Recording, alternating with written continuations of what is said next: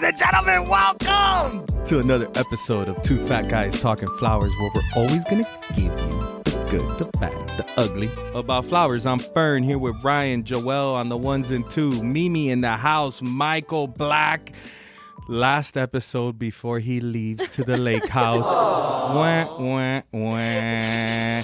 But our one-of-a-kind, unique, and very cool guest is none other than Arnold Wittkamp, founder and chief futurist. Is it futurist? Mm-hmm. Futurist at Thursd. Hello, welcome. Thank you so much for having me. Very welcome. No, thank you for being on in the middle of Mother's Day. We're crazy here. I was talking to him at the show in Holland in November. And at that point, I said, man, you got to be on a podcast. You could be a great guest. And I have a really good feeling. Oh, wow. Oh, yeah. Wow, that's some expectations. What can I tell you? No pressure whatsoever, Arnold. You have the most consistent emails and articles, and like you always have fresh content. You always have something new going on. You always, somehow you just know everything. And you know everyone. Wow. Yeah. Thanks. Well, it's not only me. I work with a great team, so we try to pump out quite a volume of content. So some people actually think that we send out too many emails. So you also have those people thinking, well, you're spamming my inbox the whole time. I'm going to unsubscribe. So that also happens. But it's normally not the target audience we are looking for. So I always say, I'm glad you left because you're probably not my target audience. Flower people like to read and know stuff. They might not even respond, or they might not like it on your social media, but they're looking and they're watching and they're reading and they're, you can't help within their own circles. You can't help but stop and look at flower stuff. You're looking through my feed. I'll scroll, and then something flower related pops up, and wait. What's going on here? Yeah, but things move so fast. I don't know about you guys, but we're a bit older, all of us. So before you had just plain advertising where people all saw the same message. And now everybody is in his own little echo chamber and there's so many ads. So to be spamming you with ads and actually have people click on it and engage with what you do is getting quite hard. I don't know about you. You do a lot of marketing too. You must see that too on your own socials. And you see the engagement dropping, or is it about the same as before? Is it different? I would say the engagement is different. The algorithm always seems to be changing. But from what we've learned and read and things that we've seen, it's 10% is what sees you're following. Only like 10%, and then from there it gains whether or not that initial 10%. But we don't do too many web ads. We don't do too many retargeting, marketing, things like that. So depending on what you're referring to, depends on whether or not we've seen a lot of change. Those ads are really intense. So sure. I was looking at somebody's page. It was a designer that showed up in my Reels feed. So I went to their page to check them out, and as I was scrolling through their page, sponsored content started popping up in the middle of me scrolling through their page. I was like, holy crap. Are they working overtime over there on Instagram? Even on TikTok, you don't realize it's a sponsored video until you read the caption. But I'm a big believer of what Arnold said. Like if it is B2B, I don't think that the targeted ads work as well, because I just think you're kind of missing the point. Because the people who are going to go and look for your page as a business are going to be there. They're looking for you. They're already interested in that. And the algorithm will bring them in because they're already liking so many similar pages. Whereas a consumer, I really believe in the retargeting. Because if you forget something, a lot of times as a consumer, we're just so quick to buy things or to think that we bought something. And then you get reminded that, oh, I didn't press complete the order because, so it's important to do that. But Arnold, I have to say, you're a storyteller. Because I was looking, I was looking at your website. I go onto everybody's LinkedIn. I usually reach out to a lot of our guests via LinkedIn. And I found your website with your story. And the way that you tell the story of how you got into this industry. Kudos to you, because I mean, I was in. Oh, well, thank you so much. And that's But where Fern's going to ask you. So that's where we get into it. And Arnold, you got to tell us, man. Where'd you come from? Well, I come from Amsterdam. At the age of 15, I started to work at the city center of Amsterdam at the floating flower market. For people who have ever visited Amsterdam, in the city center, there is an actually floating flower market. Today, it's mainly souvenirs, but 35 years ago, 35 years ago, man, I was 15 and I cycled on my bike from the western part of Amsterdam to the city center 2 times a week in the early morning to put all the stuff outside. And then in the afternoon, I returned to put the stuff back in. That's how I started. And I made a lot of money in the 2 hours work I had. And then later on, I started to work on the Saturdays and on the Sundays. And then, I wanted to skip the draft for the army. And I think I'm going to go to the university. Yeah, what am I going to do? Law or economics? That was my choice. I didn't have a clue. So I decided I go to do some economic stuff. And in the meantime, I was working more and more on the flower market, and I enjoyed it a lot. I'm like a sponge of knowledge. So every plant I sold, every bulb, every root I sold, I looked it up, what it was. And back then you had bonsai trees was in fashion. So I read all the books about bonsai trees, and I didn't follow my passion. That was the problem, I guess. So I studied economics. I wanted to be a bookkeeper. That's what I thought.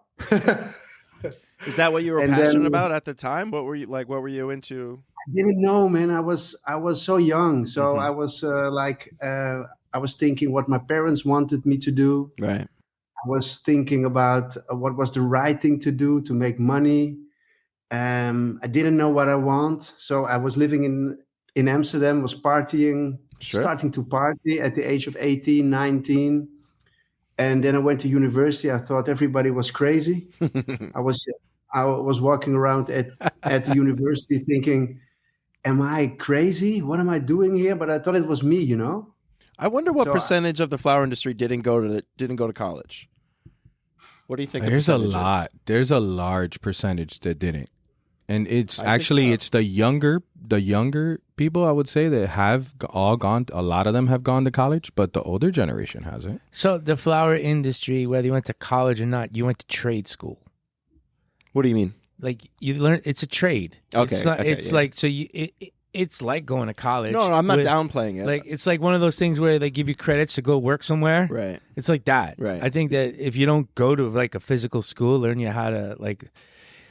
My favorite thing is in Back to School with Rodney Dangerfield. Sure. Yeah, I love this movie. When Rodney's sitting there and the guy's trying to teach him about business. So let's start by looking at construction costs of our new factory. What's the product? Let's say we're making tape recorders. Tape recorders? Are you kidding? The Japs will kill us on a labor course. It doesn't matter. Doesn't matter. Tell that to the bank. You will see a cost analysis for construction of a 30,000 square foot facility. Hold it. Why bill? Hey, you're better off leasing at $1.25, $1.50 a square foot. Take your down payment and put it into CDs. Final bottom line requires the architect's fees and the costs of land servicing. Oh, you left out a bunch of stuff. First of all, you're going to have to grease the local politicians for the sudden zoning problems that always come up. Oh, and don't forget something for the building inspectors. Then there's a long-term cost, such as waste disposal. I don't know if you're familiar with who runs that business, but I assure you it's not the Boy Scouts. That'll be quite enough, Mr. Mellon. Maybe bribes and mafia payoff are how you do business. They are not part of the legitimate business world, and they're certainly not part of anything I'm teaching in this class. Do you do a Rodney impression? No. Okay. Yes, No. you can. Come on. No. Oh. Go, hey. No.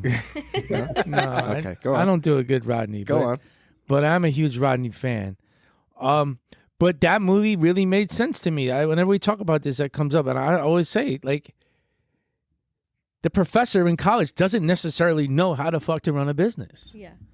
You know? He knows how to teach you what's in the books. Yeah. And What about all the politicians you got to grease? You know what I mean? He said all that stuff, and a lot of it made sense to me because when I had my place like in New York, that's how it was like, run. Yeah, you couldn't. Yeah, like most of what he said is true. You weren't getting nothing Like, done you couldn't- unless somebody like- got paid. You couldn't change your garbage man if you wanted to. Yeah. I mean, there's a lot of stuff that a professor can't teach you that you're gonna learn.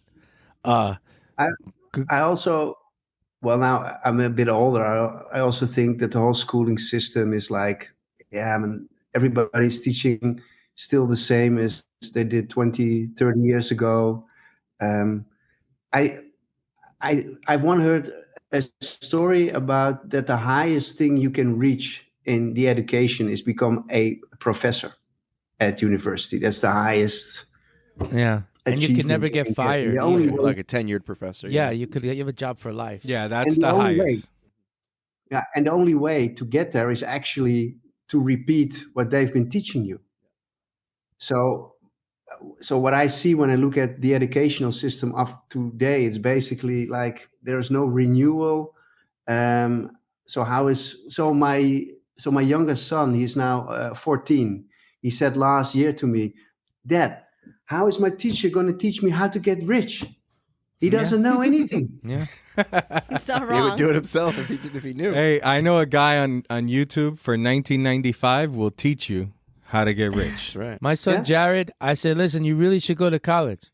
You didn't go to college. I said, no, you should really go to college and learn something. You didn't go to college. You know, he didn't go to college, but he runs his own business. He's doing his thing. Yeah, but correct me if Smart I'm kid. Not for everybody. Smart kid. Correct me if I'm wrong, but in the Netherlands, don't they have to take like an exam that basically tells you where you're going to, like an aptitude, not an aptitude, but where you're going to be and what you have to do, like what you can and cannot do, correct? Yeah, well, the structure of the schooling system is based on different levels. So they kind of test you which level you have. And according to that level, at the age of 12, you go to a specific education. Right. And then you go to low, middle, high. And I did high, so I could go to university, and that was my normal path. So if you go to the high school, basically, you've got the low, middle, and the high school. Then you go to university. But I didn't know why, so I just did it. Right. And I was working on the floating flower market. I started to work 3 days, 4 days, and I was kind of running the whole business. And after 4 or 5 years into my university, But some guy can't just walk up to the floating flower market and do what you've done. You had to learn how to do it, and you had to learn how to do it. And after a while, I first had to learn how to broom. Yeah, So that's I, right. I remember very well that my boss, Martin, and he said, when you broom, you do it short and quick. Yep, Because then there's less dust. that's right. And dust, we hate dust. Isn't So, it amazing? you know You how have to to learn broom, how to right? broom. I used to be love told I was really good at sweeping the corners of a round room. I was one of the guys at Dulcimer. I think the whole pressure of college, not college, you have to figure out your life when you're literally a child at 18 years old. You have no idea what you like, what you don't like. I think that whole process and the pressure that's put on everybody, I think it's just ludicrous. It's only getting worse, you know? Yeah. My But- son Connor went to college for 5 years. He went to college for 5 years, like Tommy Boy. Went to college for 5 years because he was playing hockey there, and he wanted to play another year of hockey, which is cool. And he's a communications major, but he decided that he wants to come work here, and he's coming here in July. And Casey told me the other day that he's going to start in July. I said, great, let's order a broom. Because that's where he's going to start. That's where he's going to start. That will begin his education in the flower business. Yeah. I think so I'm a kind of atypical guy, I think, in the Netherlands in the flower business, because I didn't have parents who were doing anything with flowers or plants. It was just basic luck that I had a job at the floating flower market. But I remember when I was 12 or something, I went to the garden center on my bike to buy plants for my little room. So I always had this connection with nature, but I didn't know. So you sometimes feel something and you do something, but you cannot really, but you don't understand why. It was your And I calling. found It out was the later. subconscious. Maybe, I don't know. So what was Maybe so. what was next after the floating flower market? Well, I started my own flower shop at the Leidse Square. In the Netherlands, you have these small wooden stores on the bridges and on squares. And the Leidse Square is the party square in Amsterdam. So where all the Brits coming, the Italian come to smoke a bit and to drink a lot. And we had a little flower shop right in front of the public transport stop. And we had Solidago, sunflowers, salal, mixed bouquets, red roses, and gypsophilia. That was basically and we had a fridge. And the fridge was a money machine. So we sold cans of Coke, a Red Bull, water. And I was 24 when I started doing that. I quit university for it. So and I always had a pocket of bills in my pocket.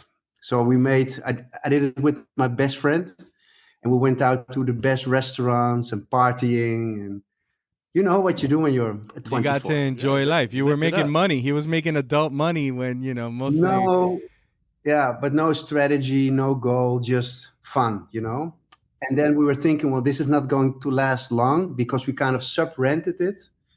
And it was $1,000 a week, the rent, which was very high, but we still made a lot of money, and it was not legal really. So we opened a flower shop. We were thinking, well, we do something with flowers. So we opened a flower shop together. And then after 1 year, they started to build a subway station in front of the shop.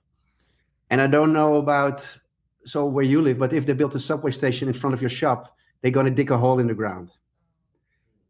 Meaning there was no traffic anymore. Nobody could walk by anymore. Nobody could drive by. And my landlord, he said, well, you signed for 5 years. So good luck with that. Oh, So wow. my friend quit, and I basically finished the rental. And then a guy from a plant wholesaler came by, I think after 4 years or so. He said, Arnold, why are you buying so little plants? I said, did you take a look outside, man? Come on. Yeah, seriously. And he said, basically, why don't you come to work for us? So, and in the meantime, I had met my wife, and I was thinking, well, I'm just working like 6.5 days a week for absolutely nothing. I think I made $1,000 a month in the end. Really paying the one bill with not paying the other one was like a lot of stress. Sure. And then I worked for a plant wholesaler for a year. And I had to clock in and clock out. And I thought, wow, man, this is heaven. This is like you work Dutch guys don't call it plants. They call it pot plants. Pot plants. I know you Pot guys plants. like that. I like pot plants. I know you like pot plants. Oh, yeah. Big fan. Yeah. So I worked 40 hours a week, and it was a bliss. But then the owner of the oldest flower shop of Amsterdam, 1885 was founded, came to me and said, Arnold, I want you to be the manager of my flower shop. And this was like 1 month when I was working there. I said, no, I'm going to work it for 1 year. And then after 1 year, ask again, and I might do it. And so I did that. And then my wife got pregnant, I think. I don't know how that happened. And Surprise. Well, you see what happened now. yeah.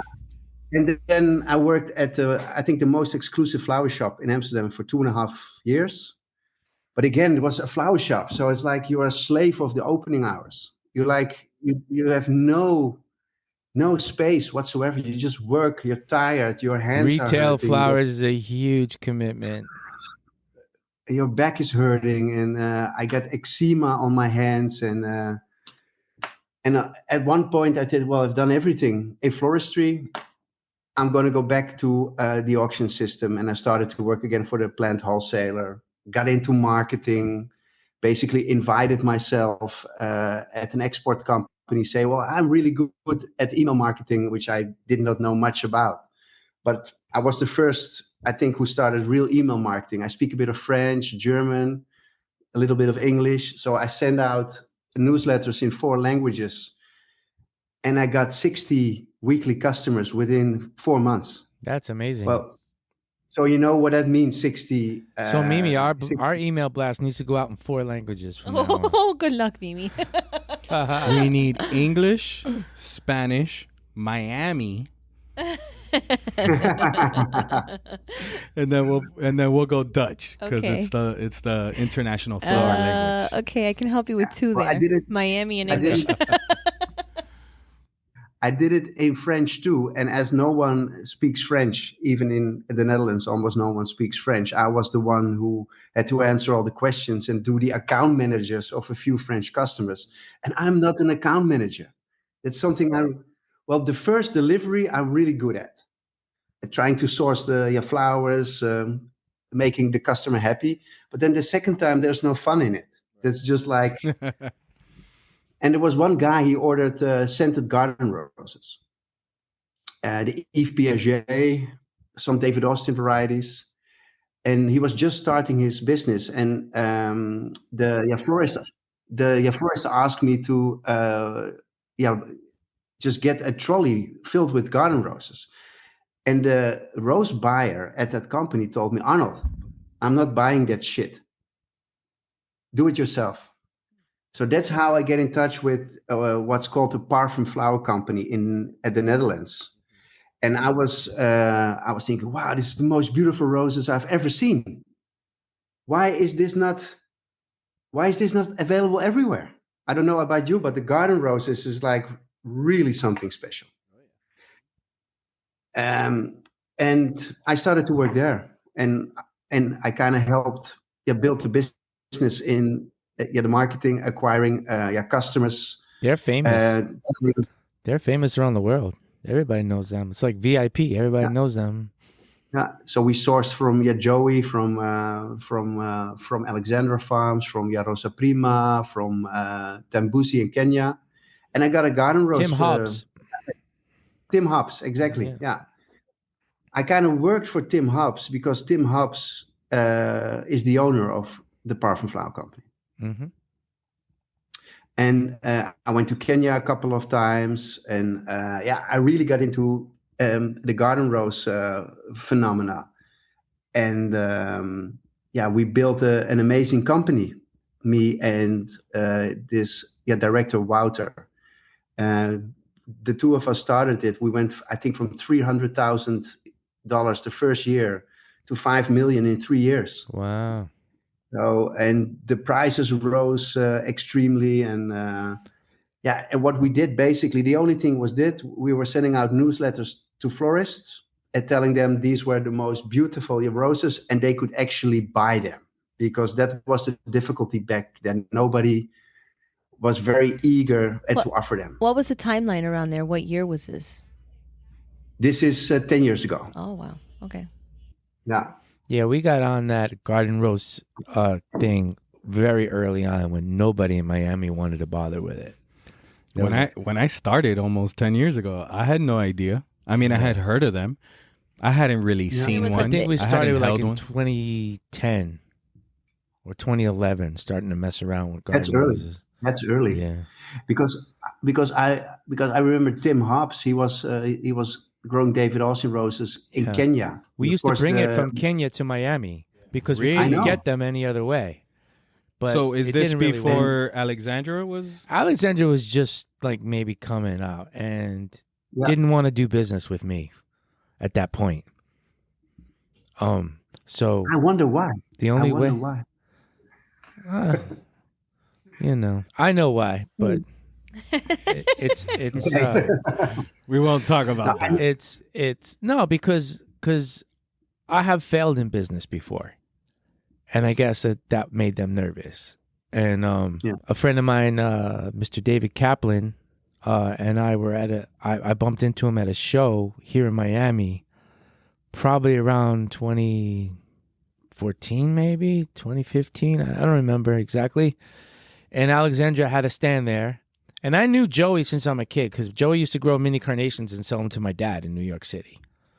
Could have been that is the reason too. I don't know. Maybe it had something to do with that. I'm not really sure. I never really asked, but David walked me over to Joey and he said, "This is your guy." And then ever since then, we've been doing Boatload of garden roses. shitload of business with Alexandria Farms every year with growth every year for the past, I don't know, since then. Yeah, for sure. Yeah. And but it never really worked bringing David Austin roses for us to Miami from Tambuzi because of the length of the travel. It just didn't. They it went was to New hit and York miss. first, right? No, they would Yeah. fly some other place and then fly to Miami. Like, but it was just too far, too long. Yeah. It was just too long. So some shipments came in great, and some shipments came in really thirsty, dehydrated, maybe a little wilted. It's also you're being dependent on the exporter also. So and when there is the gold rush in September, what we always called it in September, it's the highest demand for the color white. Yeah. And then it's just crazy. And I remember we were selling David Austin roses for $2, and they were like ending up like $8 or $10 a stem in the UK because of the system of buying, selling, reselling, stocking, reselling. It was crazy. Yeah, I like these little boxes, pack 48, that you sell for $100. You know, as love an those. importer distributor, you know, for me, it takes up no rack space. It takes up no space. It's really easy to handle. It's in, it's out, but it's dangerous to speculate with. So, like, you got to really know your shit to safely speculate with that. And we are not good at everything, but we're really good at that. The garden roses is like you can go on to our web shop and you'll find no less than 100 varieties of garden roses in a given day. I might only have one box in the inventory, but we will have a substantial selection at an aggressive price. Yeah. So what we noticed is that some floral designers, they don't know how to treat them. Aren't you also getting problems with claims you expect it's not you, but it might be the kind of expertise level of the customer? Or So, I mean, it's look, Miami, you buy flowers in speculation, and then there's a rotation period. It's just how it works. Some people want to admit it, some people don't. I mean, we're out of the closet. We'll tell you like it is. We will rotate certain flowers for a couple more days than we would ever rotate a garden rose. So when a garden rose is, and it also depends on where it comes from and how it's shipped. So over the years, we have learned our lessons, and our claims on garden roses in general are far below 1%. So, you know, we ship. We learned a lot of We demand arrive alive on our garden roses, and you know that gives our customers an advantage because they don't have that initial flopped over, dehydrated situation what they would if it didn't have arrive alive. And then we converted to shipping them in Procona from Colombia. We bring in, I don't know if you've ever heard of, brain fart. Our garden roses and garden sprays from California are from Euphoria flowers, sorry. Yeah. Those come in Proconas, and those are open cut, and they take a long ride across the country. And then we'll rotate them for 1, 2, 3 days here in Miami and put them on another truck going somewhere else. And even there, our claims are far below 1%. So it's how you ship it. It's how you handle it. It's having your own warehouse versus a logistics company who's not going to pay the detailed attention to your products like we would. But the system in Europe is a bit different. So you get them from the source directly and put them you in ship water. them to your customer, and you ship them to your customer. But in water, right? Everything goes immediately into water in Holland. 99%, but there are also many speculators. So when they are in high demand, and basically once you put them live in your web shop, everybody can buy them. Mm-hmm. So what happens a lot in the Netherlands is that other traders, they buy them and they stock them, and they try to resell them to the same customers we were selling to. So it could be they go from one cool store, and in 2 days they go to another cool store. The importers, like we do in Miami, the same, right? So and then you can have, as a floral designer, you can get garden roses which have been like cool stored for maybe 2 weeks, and you know what happens. Yeah. And when it's a bit humid, when they have been harvested, you've got all these botrytis problems. So we had quite some difficulty explaining the end customer, which is the floral designer, on like how to source them, because we were so dependent on the middlemen which were in between, and there were sometimes many. And when we were selling them to, for example, a company who was selling directly to other florists, it's not a problem whatsoever. But there were many different companies in the middle who were just like speculating with them. So we had quite some issues with quality back then. Yeah, but again, that's knowing the difference, how to handle a box of garden roses versus a box of, freedom roses. There's a complete different way to handle them, way to cool them. Here in Miami, they put these pallets against a giant suction wall, and they suck air through the boxes for like an hour, 35-degree air just being sucked through. Imagine if a human being was being just laid in front of that thing, and that air was just so like. I'm like, careful. Hold on. Where are we going with this? There's certain things that you don't do that to, and garden roses is one of them. You don't pre-cool like that. Garden roses, you need to rack cool them or handle them in a way where it's delicate and it's slow and it's not such a quick process.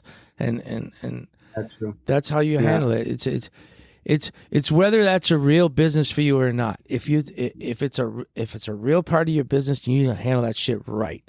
If it's just a stepchild little piece of something I got to just have because other people have it, and I don't really pay much attention to it, which is how it started in Miami. I don't know about in other places, but in Miami, for many years, people wouldn't bother with garden roses because there was no meat on the bone. There wasn't enough volume to make it interesting until the customer started to demand it. And the customer started to be able to shop around a little bit more as technology got to be easier, and web shops and this and that. And people found them in other places, and salespeople, they move from company to company and they say, hey, you don't have any garden roses. And then all of a sudden they have garden roses, and it just goes on and on.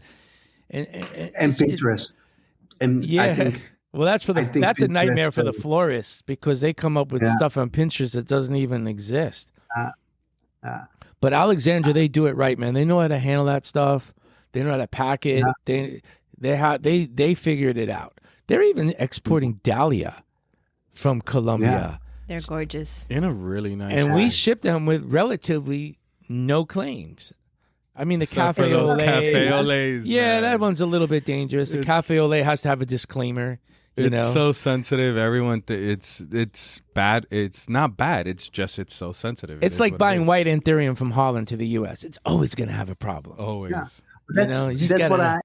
That's what I said a lot to the different rose buyers in Holland. I said, don't look at the garden rose as a normal tea hybrid rose. Look at it as a dahlia. Exactly. It's got the same specs. Yeah. It's very fragile. You have to really be careful with it. Yeah. So don't look at it as a normal standard rose. Don't have these expectations, because they only get disappointed. Yeah. And in the beginning, they really didn't want to buy and sell them because they only caused problems. Well, there's so many different gardens and garden likes being produced now that the prices have really settled. They're not as expensive as they were. And at some times of the year, they're equal to a standard rose, the pricing. Yeah. So garden roses is really, but not many of them give you the same vase life. No, but it's a beautiful product. Yeah, but you did the event, you delivered it, everyone had a great time, they went home, and the roses died, and everybody's happy. Everyone's that's happy. why. Yeah. But that's why it's so successful with events, because you don't have to have an expected vase life as long. You know. But Arnold, that's how you have such a wide range of different. I mean, experience and everything, and that's why Thursd is so successful, because you have that background of all those different things. Every article is a different Every single one. Different- I mean, yeah. part of the flower business. It's never the same thing over and over and over again. It's always something different, or someone different, or some kind of new trend. So how did you get inspired to come up with that? Yeah. Yeah, well, the idea of Thursd came when I was working for the Perfum Flower Company.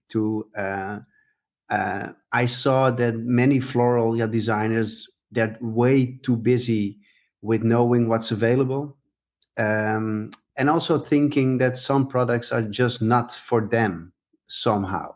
And then talking to growers and breeders, having many difficulties letting floral designers know what's available, what's new, what perhaps is more sustainable, what's more special. So it's a little kind of education mixed with some marketing, right? Exactly. And so I see Thursd as a floriculture promotional platform where we kind of help getting the information connected. And we cannot talk the whole time about flower varieties, because then it will get boring. So you have to think of a mixture of content, which has got a bit of architecture, a bit of fashion, a bit of science, a bit of this and that, to make it interesting. Every newsletter I send out, I still do every newsletter myself. I'm thinking, okay, there should be one story for any archetype visitor of your website I have in my mind. So it could be a breeder, a grower, a floral designer, or just a florist. How much of that come from people that are actually want to pay you for space? Is a lot of that just editorial from you, or does people like hire you to do that for them? 80% is just editorial. So we You like we that? do, I get editorial. Yes, look at you. Yeah. we do college editorials, free. and we do sponsored editorials. And of course, we cannot fill the whole of Thursd with sponsored editorials, because then it will be 80% about roses. So we have some rose breeders who are sponsored. Then we talk about their new varieties. We talk about introductions. And with those stories, they also go to their customers and say, well, we did this on Thursd. Did you see it? Many people saw it. We had good feedback of floral designers. Why don't you plant a few acres? That's also how it works, because content-wise, we think of ourselves as a content machine. We pump out 25 to 30. So Arnold, where did you come up with the name Thursd? Well, sending out newsletters on the Thursday is the best day, because it's the slowest day in the trade. So always when I send out newsletters, I did it on Thursday because the opening rate was best. Not anymore, but when we started, it still was. What is it now? Tuesday? Thursday. I really can't tell you. It's so different the whole time. Everybody's doing it differently. Everybody's on their phone at different hours. They're reading it at different times. It's not as straightforward. Even with our customers, not everybody's buying it at 6 a.m. when we used to send the deals every morning. It's late at night. It's the middle of the afternoon. Those messages pop up all in the middle of the night on comment sales. I'm like, what is this guy doing at 3 a.m. buying flowers? Are crazy. Yeah, I think it's Sundays now, but I think on average, but the differences are not so big as before. And people are thirsty for content, and plants are thirsty. So, and back then it was when we thought of the name 6 years ago, everything was very short, and we wanted to have a name which didn't say anything, because we wanted to have the options open of what it could become. So that's the background story. But yeah, many people still say Thursday when they talk about the platform. It's Arnold from Thursday, and I just let it go. It's okay. That's you. But honestly, Arnold, it's like an encyclopedia of what's going on in the floral industry. Whenever I come on to search for somebody that's coming on the show, or I need information on the type of flower, I just go there, and I usually find either a great interview or some really great content, and yeah, it's really helpful, really, really helpful. Especially, I think it needs to be something that everybody coming into the industry needs to sign up for, because you learn a lot. I think so too. Absolutely. Yeah. We have around 10,000 pages live now. So, Damn, and that's a lot. we did some search engine optimization last year. We invested quite some time and effort in it. And then at one time we had over 600,000 visitors in 1 month. But they were all consumers watching the 7 best plans for your bathroom. That That was probably during COVID, huh? no, it was last year. But Oh, Plants are huge right now. Yeah. we were thinking, yeah. So is that something we need? So we kind of got back to the B2B audiences. I think that's where our main focus is now. And of course, yeah, with 10,000 pages, there's a lot, but still we miss a lot too. So there's so much to tell about flowers and plants. It's like, yeah, I can come up with 100 articles in 10 minutes, which I still want to do. So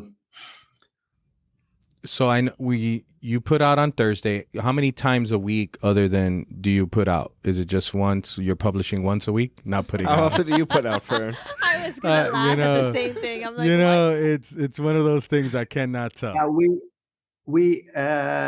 we flip the website every Thursday. That's something we want to change, getting a more dynamic website that's different every day.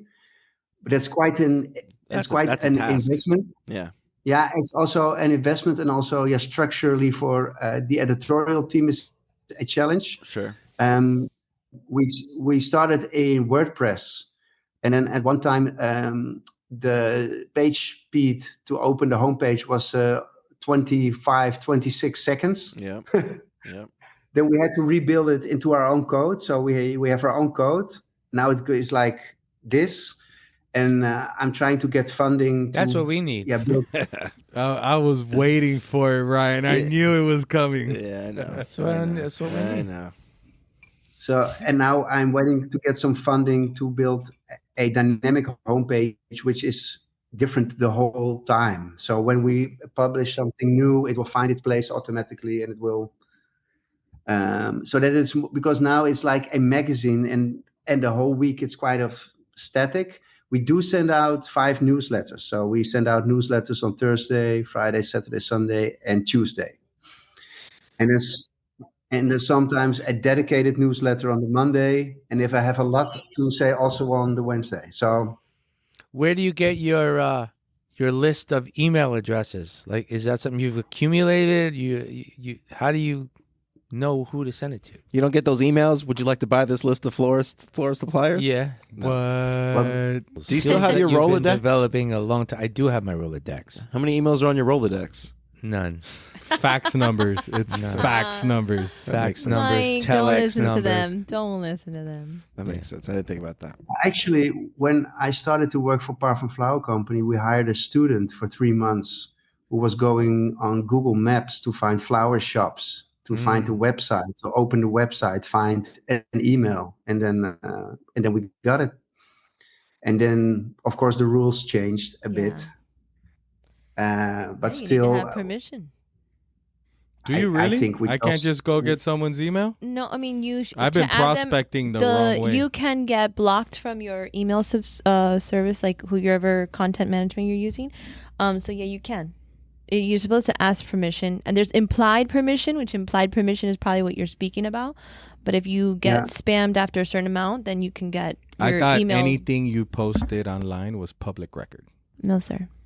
So wait a minute. No. You can't. That's You're soliciting. saying that you can get in trouble for going in somebody's website and getting their email address. No, you can get no. in trouble for spamming them. If you add that email to your But you don't get in trouble for a 1-star review and don't say why? Nope. That Apparently doesn't make not. no sense. No, it's Apparently because not. remember you're using another party to be able to send somebody. So you're using somebody else's server. So then they can get in trouble. So that's why it's a whole there's a lot of email laws. And Sorry. Yeah, and of course we are not selling CBD oil, or we're not a casino, or we're not a dating site. So we talk about flowers and plants. So most people, He and named we're all not of the selling things you like anything. right there. That's all I want. We used to have a fax broadcast list. yeah. Yeah. We used to send like 200 Well, send faxes it over out a to day. me. Is the sound of the fax machine like engraved in your brain forever?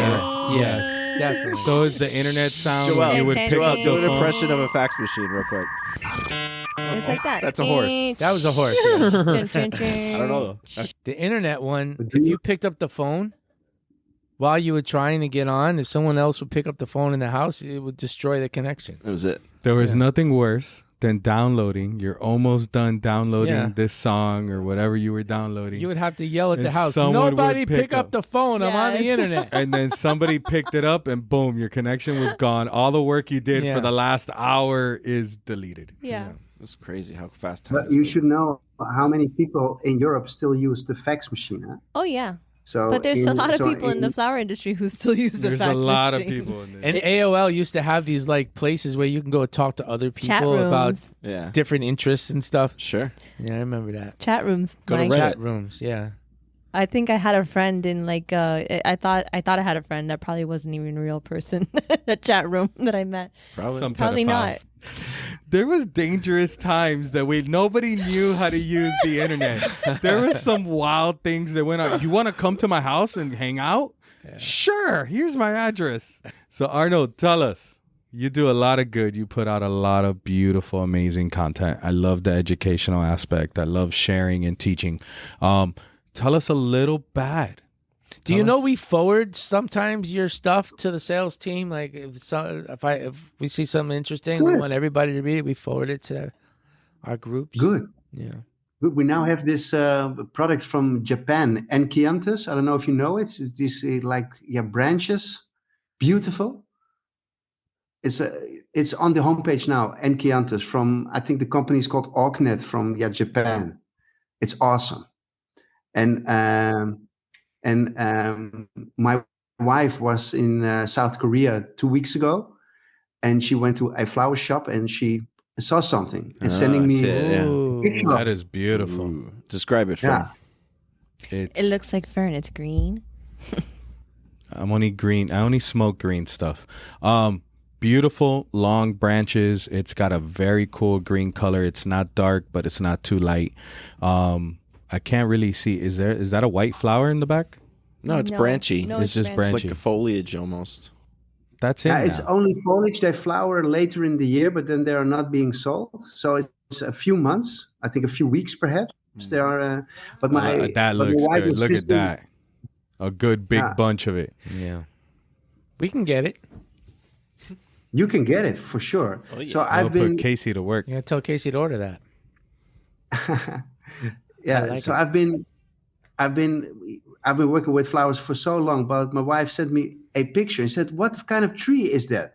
And I said, "I don't know." And I did ask a few people forwarding your picture, and nobody knew. And then a week later, one of my editors is like reaching out to a Japanese girl, and she said, "Yeah, I want to promote this and this." And then it was on Thursday. I said, "This is it." I found it for so you, it's- hun. I scoured Yeah. the earth for you. So now I'm trying to get them to export it to a Dutch importer. There you go. And then I get to pick up a few bunches. There you go. Perfect. Yeah. The That'll make her the happy. benefits of the flower industry. You can always pick up a few bunches somewhere. Yeah. Yeah. And that's amazing. It's amazing. It's been harvested somewhere in Japan on an island or something. I didn't read the article yet, but I just saw the pictures, but it was well, awesome. I didn't read the article, but it's beautiful. Tell us about Yeah. My Thursd. Wow. You got a minute? I told you about the 3 types of content we did. So we do write our own content. We have sponsored content, but we also have blogger people. So people who are writing content on their own name. and they do that sponsored sometimes too, and that went quite well. So we sent flowers from a breeder or a grower to a floral designer, and they kind of influence in a blogger article about it. And that kind of took off, and we thought, well, why don't we create software for it? So breeders and growers can basically upload a question for promotional activities, and then floral designers and other creatives, they can pitch on the project. So you get a kind of smart contract platform for That's cool. promotional activities. And that's basically what it is. So the creatives can say, well, I have this amazing, this amazing wedding, and I need particular flowers for it. I will send you some pictures, or I come in the media. Do you want to sponsor me? And on the other hand, a breeder can say, I have this new variety. I want to promote it. I want to send you some samples of it. You create bouquets from it and share it on your own social channels, or perhaps write a blog for it on Thursd. So that this, like my Thursd platform, is a way to connect the industry for promotional activities, which I think is going to be huge. That's brilliant. But because it's new, not many people know and understand it. But it actually works. We have created a MVP where you can create a project. A creatives can pitch on it. There is a chat, so you can talk to one another. You can create a contract. We then help you to find a way to bring the flowers from A to B. So we work a lot with traders and also wholesalers to make this happen. And it's very challenging because the logistical part is quite complex. But we make connections between people, and we kind of hope this will bring people more closer together. Very nice, Arnold. That's a great concept. Giving people a little freedom to share their own. I like it. Mimi, you got to write a blog for Thursd. About. Yeah, it's also Two facts. Also it could be for like you guys. You could say, well, we have this this kind of promotion, a picture with a link to your web shop, and you ask 10 floral designers to share that picture, and then the floral designers, they can pitch on your project. And you can check, oh, this one has got a great following. Well, let's pay them $50, $100 to become a kind of ambassador of the company or for the promotional activity. So I think in the end, it could also be photography. We now have, for the fair in Nairobi at the IFTEX, we had 2 companies who wanted to create their booth with a designer. And there's now actually a designer flying to Nairobi to make the booth for a breeder, which is super cool. I was going to go this year, but something came up. I won't be able to, but I was all hyped up about going finally. Yeah, you have the Flori Expo, so you have the Flori Expo, I think, in the same week. Yeah, no, but I have some other things going on at the same time that I can't go. Yeah. So Vern was going to ask you about the ugly part of the flower. We've heard a lot of good. You gotta share a little bit about a bad. The bad about me or in general? You, the general. Bad about the flower about business. the industry, or about the industry, or about what you're doing. About marketing. I'm getting bad or ugly. I'm getting a bit frustrated about all the companies talking about on how sustainable they are. So I get a bit annoyed about all the companies saying on how sustainable they are. So how important do you think that is B2B? Well, I think when you deliver supermarkets in Europe, it's super important because that's the only thing they ask. But I don't know any flower shop for like whom is it a big concern? They all think they are sustainable. Well, there's also So for the online channels too, like Freddy's Flowers, all the big online subscriptions they have a big responsibility for the sustainability. But I think you're right about the florist. yeah, but it's good to be sustainable, whatever it is. It's not the problem I have with how sustainable or how not sustainable something is.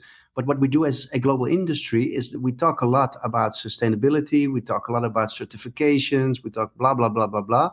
But in the end, the flowers and plants are going to be deduced to a number on how sustainable it is. Mm-hmm. And then these numbers are going to be compared in between farms. So one farm has got a better number than the other farm. And then a flower is going to be perceived as a footprint, not as something special. That's what I like about that flower feeling. It's the best self-care. So for me, what we should do as an industry is say, well, flowers are good for you, man. You should have them. So you're on board with that flower feeling, and do you notice that happening in Europe at all? No, that's the problem. So in Europe, everybody's talking, I'm so sustainable. My CO2 footprint is so many kilograms, and we've got these certifications, we've got this. They only talk about sustainability efforts, making the flowers look that they are not sustainable. So there was this article before Valentine's Day, also in the Washington Post and in the New York Times, about don't buy flowers from I think it was Colombia. Then the Society of American Florists and I think Ethical Florists, they made a 5-pager answer, basically saying, yeah, flowers are bad, but not as bad as you say they are. That's what that was kind of their answer. Yes, it's bad. And of course, flowers are not sustainable. You grow them, you transport them, you pack them, repack them, you cool store them, and then you throw them after a week in your home, you throw them in the bin. But what does it do How for sustainable can that be? Right. So Exactly. I don't know, but flowers and plants actually make you feel better. If you're ill, you recover more quickly. They have huge social and economical benefits. So It's if people say, self-care made "Don't buy-" easy. Yeah, but it's more. It's more. It's feel like I've also heard like that. it's also like people saying, well, you should not buy flowers who have been like flown in. Okay, then you can say, okay, but are you against the empowerment of women? Because if we stop buying flowers from Colombia, that's what's going to happen. The empowerment of your women is going to stop. So people shout a lot of things. And also the moment you talk about sustainability, and we've just witnessed it at the table, how they use a lot of electricity. They have trucks for a sustainability kind of guy. When you think that's really important, it's never good enough. It's never good enough. Nothing is sustainable. We breathe CO2, so let's get rid of people. Is fair trade gone down because of the sustainability talk? Like, there are people in Amsterdam who do not want to get pregnant because of the climate. Huh? Oh. Really, it's like happening. Huh? Yeah. There are people walking on the street with a bunch of flowers, like if it was a fur coat in the 70s. Like people say, oh, you have a poison bunch in your hand. You have a slavery bunch in your hand. Oh, wow. It's happening here, huh? It's real. That's wild. Your grandmother had a fur coat. Take. Your grandmother had a fur coat, and somebody threw a can of paint on her. Oh, damn. Yeah. Where, in New York City? It was you, wasn't it? Yeah, what? It was you? No, it was like a demonstration. No, I know. The PETA movement. That's messed up. But this is back like maybe in the 80s. Yeah. It was a long time ago, 90s. She was early pimping. 90s. Yeah. Yeah. And there was... But we have a relationship with Rosa Flora in Canada. Like, they are doing everything that is possible to do. They couldn't be more sustainable, if you ask me. But, I mean, it's expensive to try to do what they do. It's expensive. Like, they have their own windmill. They have in Canada, they require a lot of heat.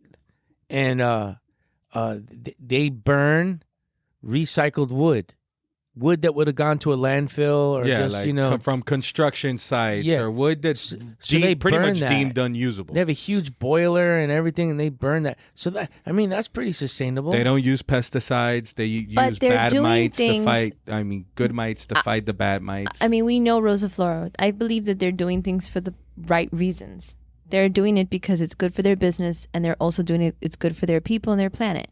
Well, I understand what Arnold's saying is it's so much noise at this point that it's like, are we really making a difference? We're actually, going backwards here. So You mean they talk so much about it makes it less important? yes, of course. I think the sustainability. We talk so much on sustainability topics that we are basically saying we're not sustainable. While I think the industry globally is a front running on sustainability efforts. Efforts. I think That's right. I think we do a lot more than is asked by law. So as an industry, we do a lot, and we don't need to do it, but we do because we think as an industry it's important.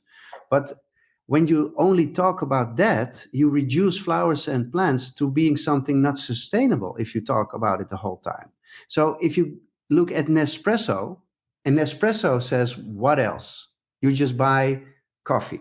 If you dig into their website, you find a story about a farmer and a school and beautiful stories. And then you decide as a consumer, wow, they do a lot of good. I'm going to buy Nespresso guilt-free. I know they do their best. And then I never check that website anymore, but I keep on buying Nespresso the whole time because I know they have a lot of efforts in it. But the story is, what else? The story is not, we have this certification, we are planet proof, we do this for women. No, the story is, what else? So the best self-care, I really like the idea of approaching the marketing for like flowers and plants that way. Flowers and plants are more than a certification or a number on how sustainable it is, and what all these Pass companies the are basket. doing. Amen. That's right. We do it all together. We all separately because we want to compete on sustainability efforts. Because then I get the supermarket as a customer. So it's the system what we have made together. I think we need to change it somehow, and to say, well, we should be sustainable. We should keep on doing everything we can, but it's more than that. I agree. Flowers are The good for you. focus on the feelings, focus on the health benefits. I think it's a better push when you're telling the story of the farm or the company or where the flowers came from, to focus on the, like you said, the social and economical benefits, all the women employed in the flower industry, The children educated. There's so much going on in our industry. I think that aspect is a bigger part of what it is to grow a flower, and what's a better focus on than sustainability. Flowers, everyone's doing their part, but there's only so much we can do. We still have to pack and ship them worldwide. Of course. Speaking of that, Ryan, why don't you tell Arnold what we're doing at the farm now? Because we're definitely big supporters of That Flower Feeling. So we just started including postcards with the message of That Flower Feeling about their self-care, flowers made easy message inside all the boxes of roses we ship out from the farm. Worldwide. So that way we can spread the message worldwide. Oh, so that goes to everybody now. Everybody, yeah. Everybody. Oh, love that. in every single box. There's like a code on it that you could scan, and it takes you to the website. And Yep. Takes you to the website. You can learn more about That Flower Feeling. You can donate. You can get behind the movement yourself. Join us now. Yeah. I'm sure you'll start seeing And more I've of talked that. to, and we I've talked print to it on Steve recycled paper. Good for you. Yeah. And I've Even talked if we to did it, we're Steve. gonna. I said, And you talked to Steve? I said to Steve, well, you should make this global. It's now for the US market, but you should make it global because this is something we actually need globally. It's just two people running it. No, it's but crazy. honestly, in my opinion, it is global because they use the Dutch agency. They have they've now started using it in but Spanish. they hired the Dutch agency. They didn't play in Holland. Didn't it play in Holland? They filmed in Poland. No. Oh, No. they filmed in And Poland, the funding It's a U.S. and the funding is really domestic. So you get the funding from farms who get delivered the U.S. market. So it could be Colombia and Ecuador, of course. Also, it's And I really think expensive for the rights of the actors and stuff, and to use them in certain markets and stuff like that for a certain period of time. So I'm pretty sure they couldn't do that everywhere. Well, And it wasn't cheap also. So I think they've hired one of the best advertising agencies in Amsterdam. So it wasn't cheap. And I think the effort, what he did was super cool. But I think basically what he's doing in the US, he should do in Europe, because here this message doesn't get conveyed at all. He's going to need help. And You're going to have to help him with that. But it's probably because we've all been told culturally in Europe, flowers were purchased for those reasons. Like, so then. Yeah. No, we've been told that Europe is light years ahead of us as far as flower consumption. But Yeah, Per flower capita, consumption in yeah. the U.S. is meant for gift giving and special occasions Right. only. Where in the Europe market, it was the Exactly. opposite. the Yeah. European So market already they realized don't need to do that. They don't need to Right. advertise what's already being Right. done. that it makes you feel better and that, but know, now it needs to combat it's part the of your whole- upbringing. Right, but now they need to combat with the whole idea of it not being a sustainable industry. So yeah, I get it. Yeah. So what is happening here is that local governments are buying plastic flowers From over Lego. fresh flowers because they are more sustainable. Fakies. Lego Really? has plastic There was a flowers. Those are cool. Yeah, but that's funny. That's a fun thing. Yeah. But really, there was a hospital, a huge hospital, who said last year, we're not going to sell fresh flowers anymore, but plastic flowers because it's more sustainable. And there was a huge backlash on it. And in the end, they didn't do it.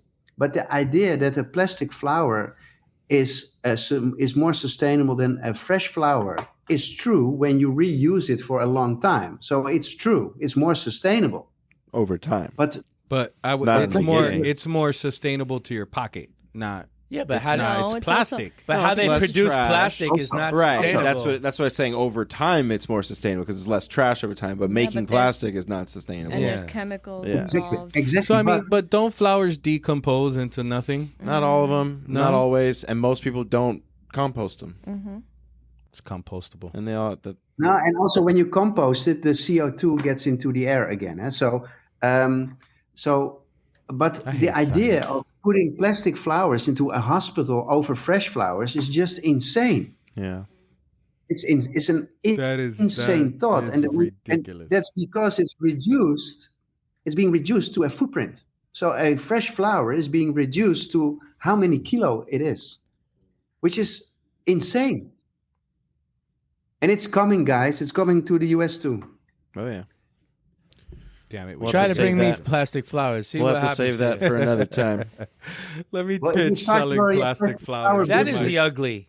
That is definitely the That ugly. is the ugly. Plastic flowers in the hospital. Yeah. But we have great marketers like Arnold, like Ryan. Like, we're going to make sure that people understand that flower feeling sticks. Amen. Yeah. Or start a plastic flower business now. No. No, get ahead of the you. curve. It will be good business, especially in California. No, thank you. All right. So Arnold, rapid fire questions. First answer that comes to mind. First one, a new one. What's your favorite ice cream flavor? Ooh, ginger with mint. Interesting. Ooh. Interesting. You're gonna get some indeed. weird answers. Is I that a think, with gelato or an ice cream? I don't know. No, that's actually in Milan. I found an ice cream which actually sold ginger mint ice Ginger cream. mint. That sounds like the best delicious. ice cream I ever ate, and which was really nice. Oh, his mouth is almost salivating. I want to try it. Shit. It's dessert time for him. Yeah. So. All right, Yeah. go ahead, Ryan. Okay, continuing on. What is your favorite flower? The Yves Piaget rose. Nice. What's the best sandwich? We call it a healthy sandwich here, which has got egg, ham, cheese, lettuce, Ashmeiter. and mayonnaise on it. Is that Ashmeiter? That sounds. No.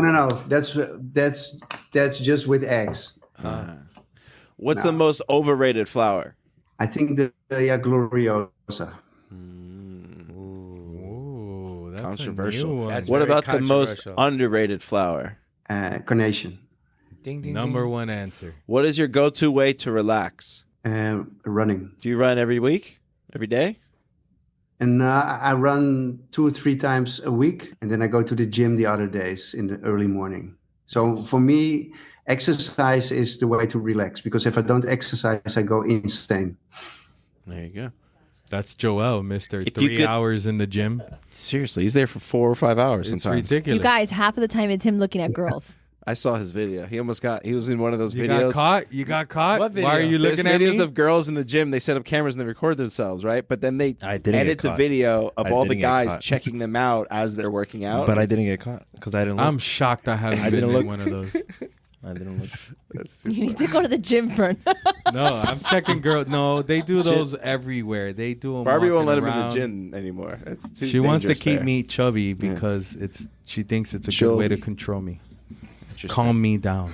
Interesting. If you could have one superpower, what would it be? If I had one superpower, what should it be? Well, I think just being healthy. Is that like regeneration? Like you heal yourself? Is that It's what like you a mean? li- Like you could, like Just Wolverine? regrow in a hand. If you could pick a movie or TV character to have lunch with, who would it be? A TV character to have lunch with. Well, I think I would have a very fun lunch with this character. Well, it's not the TV character. It's from the movie Pulp Fiction from Vincent. Ah. John Travolta. John Travolta. John Oh, yeah. Travolta, Vincent. It would, yeah. I think that would be a very funny lunch. Yeah, He just had a Royale with cheese not long Royale ago. with cheese. yeah, yeah. Oh, yeah, call back. What is your go-to drunk food? Junk food or No, drunk food? Drunk. I think it's, but I don't drink any. I don't drink anymore. But when I still did, it was it's called shawarma. I don't know if you know Yeah, it. Yeah, yeah. Shawarma. With garlic sauce. Nice. That's a good one. And just the guess, right? No, scariest animal, and then the guess. Okay. What is the scariest animal? More specifically, what's the scariest animal in Amsterdam? What do they got? What do you got to worry about? Is there scorpions, cockroaches? What we got over there?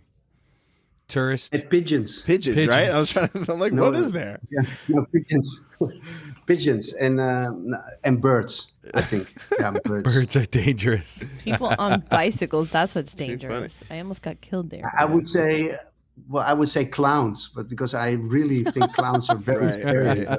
I'm not- Those I are- had I'm a not- friend, you know who's afraid of clowns? Ryan Murrow, big, tall, stretch Ryan, Raul Murrow's son.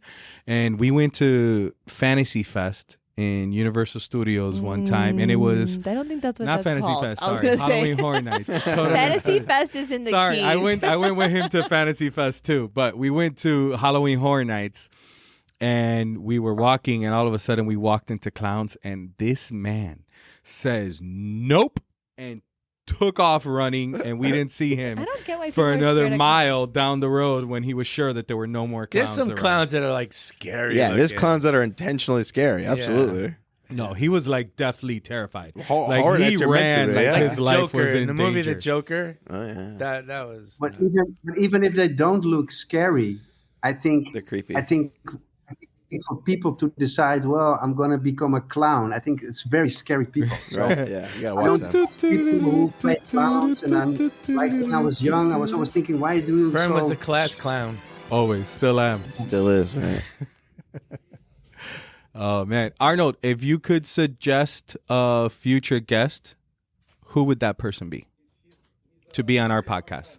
I think for you guys, it would be very interesting to get somebody from Kenya. We just to, had We just had United Selections Ahmed. Ahmed. We want to have his mom. yeah. We want to Ahmed. have his mother because his mother is got a hell of a story to tell. I mean, we Yeah. went through most of that story, but yeah, we Yeah. gotta get the real one. Did you ever had Tim Hobbs on? No, but we want to. That's a good one. Yeah, Yeah. write it I down, think- Mimi. I Get think- it in I there. think that would be Yeah. equal. Or his wife Maggie Hobbs. I think Maggie Hobbs is a better talker. Okay. So go for Tim Maggie Hobbs is a good talker too, and he's got a great story. I remember last Yeah, but- time he was here. This is years ago. He was telling us about. We should probably save it for the podcast, but he was telling us about how all the workers live in small homes around the farm area, and there's no electricity, and the children couldn't study for school. So they found a way to get solar lights for every single employee. It's like 500 that's awesome. houses, something like that, 1,000 houses. I don't know how many. It was a lot. And now the children can study for school with some light. Not only that, they can have light in their house at night. Yeah, seriously, it's just amazing. The And they things have we take access for to granted. and they have access to the internet also now. Sweet. So and that's even a bigger impact because Wow. they can now dream about becoming somebody Yeah. That's And with- beautiful. Yeah, we're going to with get him access to on for sure. Maybe we'll Yeah. have both of them. That'd be cool. Yeah. Arnold, if someone wants to get in contact with you, what's the best way to reach out to you? Subscribe? Arnold. It's Arnold@Thursd.com. There you go. Arnold. That's the easiest way. Thursd.com. THURSD. Thursd. Thursd. Yeah, not Thursday, just Thursday. Not Just thirsty. Thirst. Thank you very much. Thank you. you. Any other Arnold. questions? job, Was Happy there Mother's Day. Was there something you wanted to talk about that you missed? No, I just want to thank you for the opportunity while having me on. Do you do an Arnold Schwarzenegger impression? Get to the chopper. I sometimes, I used to always say, "What's your name, Arnold?" Like Arnold, like Arnold Schwarzenegger. Ha ha ha ha ha. Right. But nowadays, many people don't know who he is. Okay. Joelle, do you know who Arnold Schwarzenegger is? Of course. So, Oh, he didn't like that so the question. young people, don't know him anymore. Okay. Yeah. Oh, They, good stuff. they All right. missed out. We'll let I you used go. to say my last name. People say, what's your last name? And I would say Black. And I used to say Black like the color. But I changed it to Black like Friday. I love that one. Thank you, Arnold. All right, Ladies and gentlemen, this has been another beautiful episode of two fat guys talking flowers, where we're always going to give you the good, the bad, the ugly about flowers. Joelle, Ryan, myself, Mimi, Mike, our awesome guest, Arnold, the flower lover. Thank you so much, Thursd. Have a great day, sir.